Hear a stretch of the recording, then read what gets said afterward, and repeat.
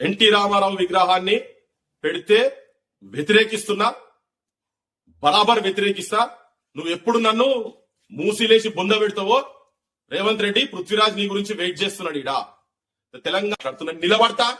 ఎప్పుడు వస్తావో చెప్పు, ఎవరు తీసుకుపోతాడో చెప్పు. ఏ మూసిలేసి తొక్కుతావో, నువ్వు వచ్చి తొక్కుతావా, నీ వంది మాగదులు వచ్చి తొక్కుతారా, నీ థింకింగ్ నీ ఉన్నాయి కదా, సెప్టిక్ ట్యాంక్ బ్రెయిన్స్ ఏమి ఉన్నాయి కదా, వాళ్ళు వచ్చి తొక్కుతారా చూద్దాం. దాన్ని కూడా ఇప్పటికే ఎన్టీఆర్ ఘాట్ ఉన్నది ఇక్కడ. ప్రతి ఊర్లో, ప్రతి జిల్లాలో హెడ్ క్వార్టర్ లో ఇక్కడ ఎన్టీఆర్ విగ్రహాలు ఉన్నాయి.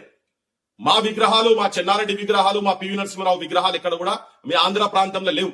లేకపోతే ఇప్పుడు కొత్తగా ఎన్టీ రామారావు ప్రభుత్వంలో యువకులకు అన్యాయం జరిగింది. 610 జీవో తీసుకొచ్చి అమలు చేయలేదాన్ని.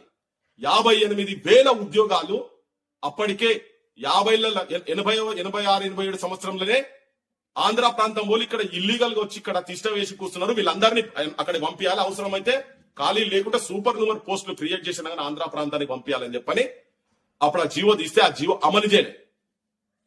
ఇంకోటి, మా తెలంగాణకు సంబంధించినటువంటి రీజనల్ బోర్డ్ ను కూడా తీసి పడేసిండు, బంద్ చేసేసిండు ఎన్టీ రామారావు. ఈ ప్రాంత నక్సలైట్లే దేశభక్తులు అన్నాడు, నక్సలైట్లే నా అన్నలు అన్నాడు. గద్దెకెక్కిన మరుసటి రోజు రాడికల్లు సార్ నమ్మని చంపి రక్తం బొట్టు పెట్టుకున్నాడు అని చెప్పనే అనే చరిత్ర ఆయనది ఉన్నది. పోతవురో రామన్న అని ఆయన పోకముందు, అధికారం నుంచి పోకముందు అన్నారు. పోయిన తర్వాత పోతివీరో రామన్న, పేదోల్లా ఉసురు దలిగి పోతివీరో రామన్న, బీదోల్లా ఉసురు దలిగి పోతివీరో రామన్న, మా బిడ్డల ఉసురు దలిగి, పసి గుడ్డుల ఉసురు దలిగి, మా రైతుల ఉసురు దలిగి నువ్వు పోతివీరో రామన్న అని చెప్పి ఇక్కడ సాహిత్యం వచ్చింది. కూలి పెంచుమని అన్నదే పాపం, కుత్కే మీద కత్తి బల్లెం పెడితివి, దొరల పనులకు బంధు పెడితే ఎవలకు బంధుకు సూటి పెట్టినవని చెప్పని. పాడుబడ్డ బంజరు భూములల్లా నాగలి దున్ని నాట్లేసుకుంటే కూలి రైతులను ఎంబడిపడి కుత్కెల దాకా వాళ్ళ నెత్తురు దాగినవని చెప్పని సాహిత్యం ఇక్కడ పుట్టింది, ఇక్కడ జనం లోపల పోయింది.